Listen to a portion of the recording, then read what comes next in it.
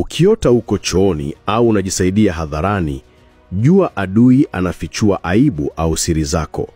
Tafsiri ya ndoto ya kuota uko chooni au unajisaidia mbele za watu au huwezi kujisitiri mahali pa faragha ni ndoto ya fedheha ya kiroho na kuvuja kwa siri au neema. Maana kuu za ndoto hii ni: siri zako au mipango yako iko hatarini kuvujishwa.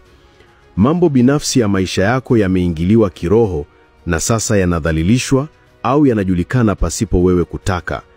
Wakati mwingine, ndoto hii huashiria maisha ya kukwama, kushindwa kufanikisha au kuishi maisha yasiyo na staha. Ndoto hii ni tishio dhidi ya heshima yako, ufunuo wa siri zako na mafanikio yako yaliyokuwa yakija kwa siri. Ikiwa unajikuta katika hali ya haya, uchi au udhalilishaji kwenye ndoto, fahamu kuwa adui ana mpango wa kuharibu jina lako au kukuharibia nafasi mbele za watu muhimu.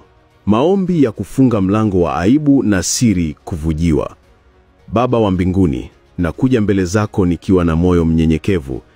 Nimeota ndoto ya kuaibika hadharani. Sijasitirika, nimejikuta chooni nikiwa katika hali isiyo ya heshima. Mungu wangu, kwa jina la Yesu, najua huu ni mpango wa shetani kufedhehesha jina langu, siri zangu na mipango yangu. Leo nasimama kama mwana wa nuru. Navunja kila madhabahu ya aibu, kila roho ya udhalilishaji na kila mtego wa aibu uliowekwa kinyume na maisha yangu. Bwana, ziba kila mlango wa siri zangu kuvuja, funika maisha yangu kwa utukufu wako. Nifiche katika kibanda chako, niongoze kwenye njia za heshima na mafanikio. Sitadhalilika, sitaaibika, jina langu halitatapakwa matope na mipango yangu haitaharibiwa. Kwa jina la Yesu Kristo aliye hai, amina.